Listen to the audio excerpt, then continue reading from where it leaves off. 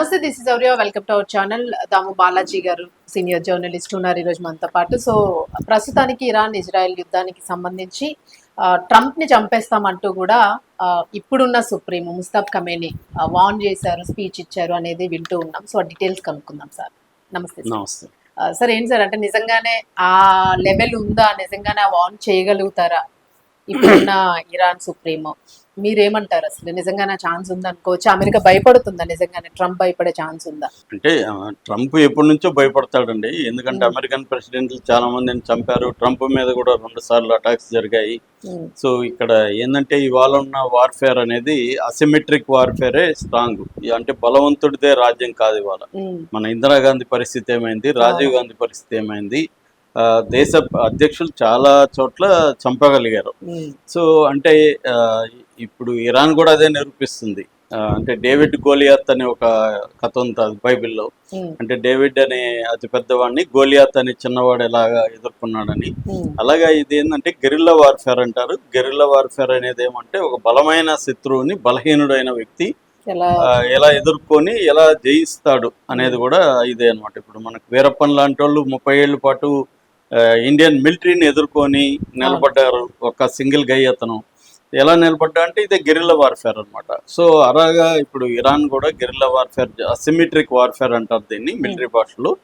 ఈ అసిమెట్రిక్ వార్ఫేర్లో వీళ్ళు sleeper cells అవన్నీ ఏర్పాటు చేయగలరు. అక్కడ అమెరికన్ ప్రెసిడెంట్ వీక్ పాయింట్ చూసుకొని అక్కడ అటాక్ చేయగలరు. అంటే అమెరికా ఏమో డైరెక్ట్గా దేశాల మీదకి దాడి చేసి వాళ్ళ అధ్యక్షులను చంపడం, లేకపోతే వాళ్ళ అధ్యక్షులను ఎత్తుకురావడం, ఇది అమెరికా చేయగలదు. ఎందుకంటే అది దానికి బలం ఉంది. ఎయిర్ ఫోర్స్ కానీ లేకపోతే మిలిటరీ కానీ చాలా స్ట్రాంగ్. రెండోది ఏంటంటే దౌర్జన్యం చేయడం అనేది అమెరికా పుట్టుకలోనే ఉంది. ఆ పుట్టుకే దౌర్జన్యం ద్వారా అక్కడున్న ఇండియన్స్ ని చంపి, ఇండియన్స్ ని వాళ్ళ విలేజ్ని తగలబెట్టి ఆ ల్యాండ్స్ ఆక్యుపై చేసి అలా దాని డెవలప్మెంట్లోనే వైలెన్స్ ఉంది. దాని డెవలప్మెంట్లోనే ఇతర కంట్రీల్ని నాశనం చేసి వాళ్ళ వనరుల్ని కొల్లగొట్టడం, అది అమెరికా డిఎన్ఏలోనే ఉంది. కాబట్టి ఇప్పుడు కూడా అదే చేస్తుంది. ట్రంప్ ఏమి కొత్తగా ఊడిపడినవాడు కాదు. అమెరికా బ్లడ్లోనే, అమెరికా డిఎన్ఏలో భాగమే ట్రంప్. కాకపోతే ఇతను కొంత ఎక్సెంట్రిక్గా బిహేవ్ చేయడం, దానివల్ల ట్రంప్ వివాదాస్పదంగా ఉన్నాడు తప్ప ట్రంప్కి మిగతా ప్రెసిడెంట్లకి పెద్ద తేడా లేదు ఎసెన్స్లో. ఈవెన్ ఒబామా కూడా ఆయన పీరియడ్లో 2 యుద్ధాలు తీసుకొచ్చాడు. సో ఆ రకంగా తీసుకున్న ఒబామాని చాలా ప్రోగ్రెసివ్ అని అది ఇదని అన్నారు. సో ఇక్కడ ఏంటంటే డెమోక్రాట్స్కి వీళ్ళకి రిపబ్లికన్స్ కూడా ఎసెన్స్లో ఏమీ తేడా లేదు. అమెరికా డిఎన్ఏనే ఇదే డిఎన్ఏ. ప్రపంచంలో ఇప్పటి వరకు 80 దేశాల్లో వాళ్ళు ప్రభుత్వాల్ని ఏదో రకంగా కూలగొట్టి ఆ వనరుల మీద పట్టు కోసం ట్రై చేస్తున్నారు. ఇప్పుడు అమెరికా ఆధిపత్యాన్ని ఇటు చైనా, రష్యా, ఇండియా ఇలాంటి దేశాలు ప్రశ్నించే పరిస్థితికి వచ్చాయి. అందుకని అది తట్టుకోలేక వాళ్ళు ఎక్కడెక్కడ చైనా ఆధిపత్యం ఉందో దాన్ని బ్రేక్ చేయడానికి ఇవాళ ట్రై చేస్తున్నారు. అందులో భాగంగానే వెనజులా చైనా మధ్య మంచి సంబంధాలు ఉంది. వెనజులా ఆయిల్ అంతా చైనాకి వెళ్తుంది. వెనజులాలో రికన్స్ట్రక్షన్ అవి చేస్తుంది. దానితో వెనజులాని దెబ్బ కొట్టారు. ఇప్పుడు ఇరాన్కి అంతే. ఇరాన్ నుంచి చైనాకి రోజుకి 1.25 మిలియన్ బ్యారెల్ల చమురు వెళ్తుంది. చైనా అనేక పెట్టుబడులు పెడుతుంది ఇరాన్లో. ఇలాగా ఎక్కడెక్కడ చైనా ఆధిపత్యం ఉందో దాన్ని దెబ్బతీయడానికి చేస్తున్నాం. ఓపెన్గానే మొన్న స్టేట్మెంట్ ఇచ్చారు కదా అమెరికా వాళ్ళు, ఇండియాని మేము ఎదగనీయము, చైనా విషయంలో చేసిన తప్పు ఇండియా విషయంలో చేయము, ఇండియాని డెవలప్ కానిమని ఓపెన్గానే వాళ్ళు చెప్పారు. సో ఇదే దీంతో వాళ్ళు ఉంటారు. అందుకనే ఇప్పుడు ఖమేనీతో దాంతోపాటు 3 లేయర్ల నాయకత్వాన్ని చంపేశారు, ఇన్ఫ్రాస్ట్రక్చర్ నాశనం చేశారు. అట్లాగే ఇప్పటి వరకు దాదాపు 1500 మందిని చంపారు. అందులో 300-400 మంది చిన్నపిల్లలే ఉన్నారు. ఒకే స్కూల్లో 165 మంది బాలికలను చంపేశారు. సో ఈ నేపథ్యంలో ఏంటంటే వీళ్ళు ఫస్ట్ డే 28 చంపేస్తే ఒక 9 రోజుల్లోనే ఫిబ్రవరి 8న కొత్త నాయకుడిని ఎన్నుకోగలిగారు ఇరాన్ ప్రజలు. వాళ్ళ కొడుకే సెకండ్ సన్ను ముస్తఫా ఖమేనీ, ఆయన్ని సుప్రీం లీడర్గా ఎన్నుకున్నారు.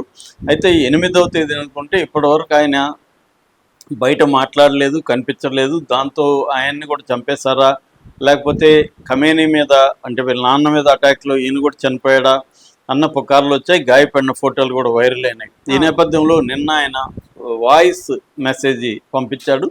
అది ఇరాన్ అఫిషియల్ టీవీ ఛానల్లో చదివి వినిపించారు.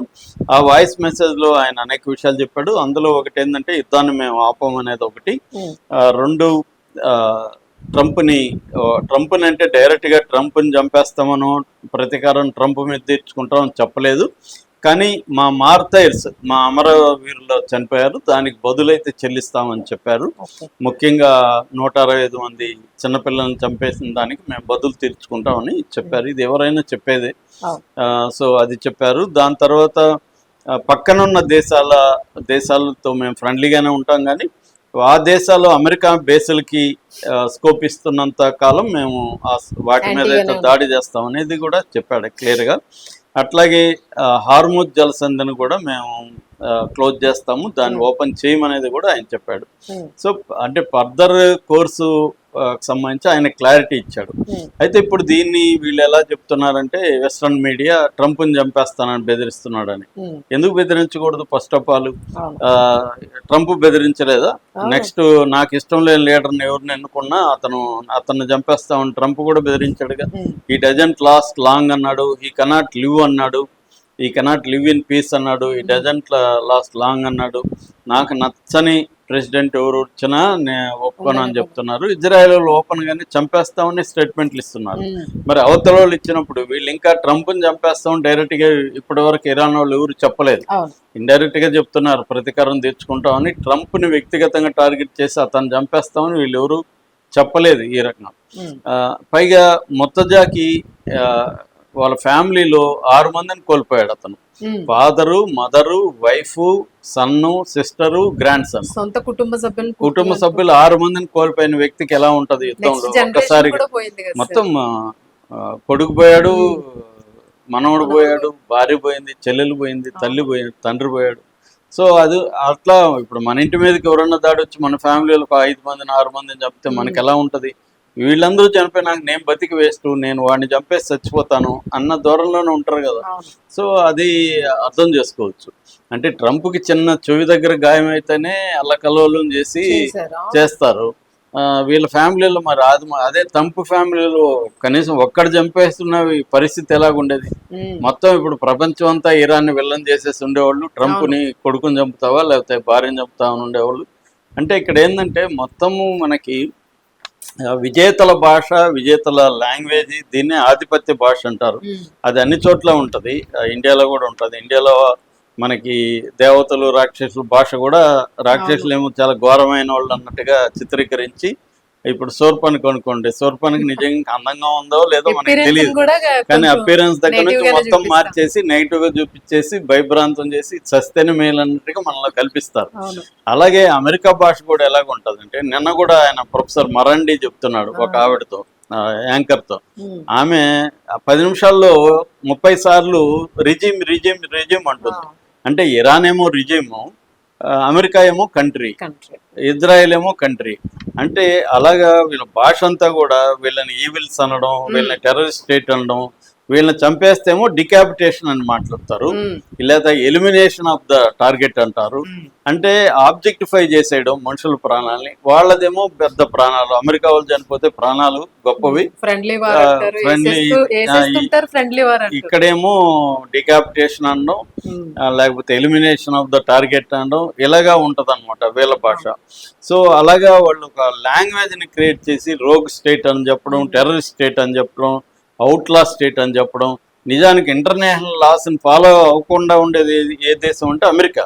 అమెరికా ఏ రకమైన ఇంటర్నేషనల్ లాస్ ని ఫాలో కావట్లేదు. లేకపోతే ఇక్కడ మన దేశానికి ఫ్రెండ్లీగా వచ్చిన షిప్ ని, ఇరాన్ షిప్ ని పోయి చంపేస్తారు ఎవరైనా. ఆయుధాలు లేవు, ఏమీ లేవు, వాళ్ళకి ఆ యుద్ధానికి సంబంధం లేదు. వాళ్ళని చంపేసి ఒక క్వైట్ డెత్ ని మేము క్రియేట్ చేసామని అతను అంటాడు. అతను ఓపెన్ గా అన్నాడు, defence minister, America defence minister Pete Hegseth. అతను ఏమన్నా అంటే మేము ఏ జెనీవా లేదు, గినీవా లేదు, మేము ఏ రూల్స్ ఫాలో కామన్నాడు. మరి ఫాలో కాని అమెరికా ఏమో గొప్ప కంట్రీ, ఫాలో అవుతున్న ఇరాన్ ఏమో అవుట్లా కంట్రీ, రోగ్ స్టేట్. ఇలా అంటే ముందుగానే ఒక అదే మన సామెత ఉంది కదా, కుక్కను చంపాలంటే పిచ్చి కుక్క అని చెప్పురా ముందని. ముందు అది మానసికంగా ముందు పిచ్చి కుక్క అని అందరిలోకి తీసుకెళ్లిపోతే దాన్ని చంపితే ఆనందిస్తారు అనమాట.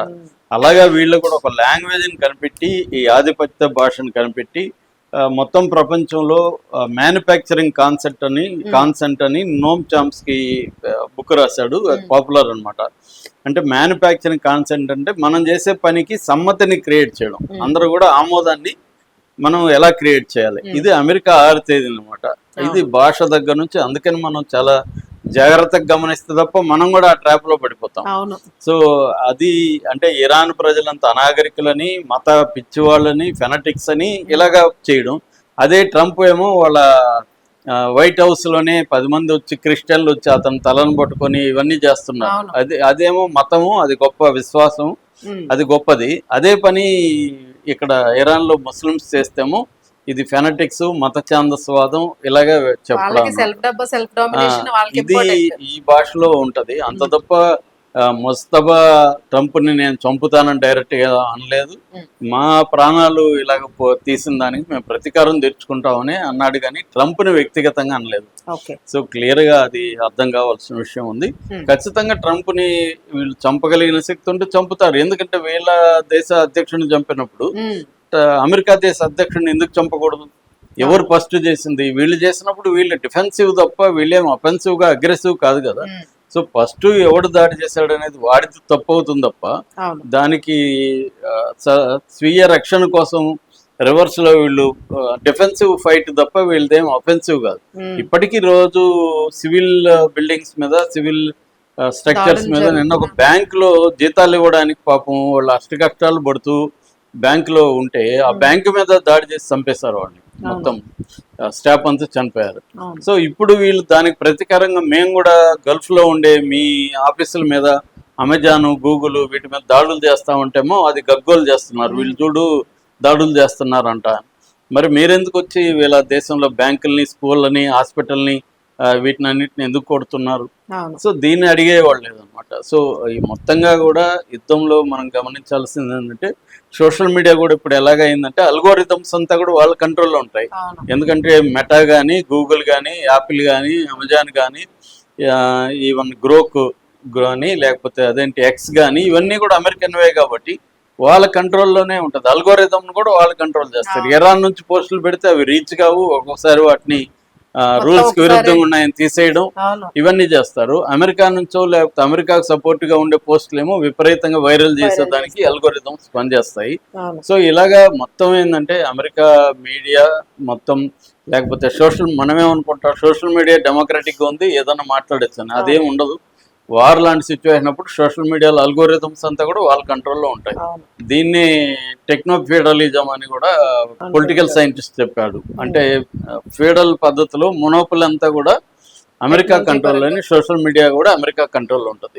సోషల్ మీడియాలో అభిప్రాయాలను కూడా వాళ్ళే మ్యానిపులేట్ చేయగలరు. అవును. ఇప్పుడు పేపర్, టీవీ అంటే ఓకే, కానీ యూట్యూబ్ ఇట్లా డిజిటల్ మొత్తం వాళ్ళ కంట్రోల్లోకి వెళ్ళిపోయింది. సార్ ఇక్కడ ఒకటి సార్, ఇప్పుడు ఐక్యరాజ్య సమితి రూల్స్ అండ్ ఎథిక్స్ ఏవైతే ఉన్నాయో దాన్ని మిగిలిన కంట్రీస్ ఏవి కూడా క్రాస్ చేసినట్లేదు, ఓన్లీ అమెరికా తప్ప. ఇంకేమైనా ఉన్నాయా సార్? చేస్తారు, కానీ చేస్తే వాళ్ళ పనిష్మెంట్ కూడా గట్టికిస్తారు. ఇప్పుడు ఫర్ ఎగ్జాంపుల్ చూడండి, భద్రతా మండలి ఐక్యరాజ్య సమితిలో 135 దేశాలు ఇరాన్ గల్ఫ్ కంట్రీస్ మీద చేసే దాడిని ఖండించాయి మొన్న.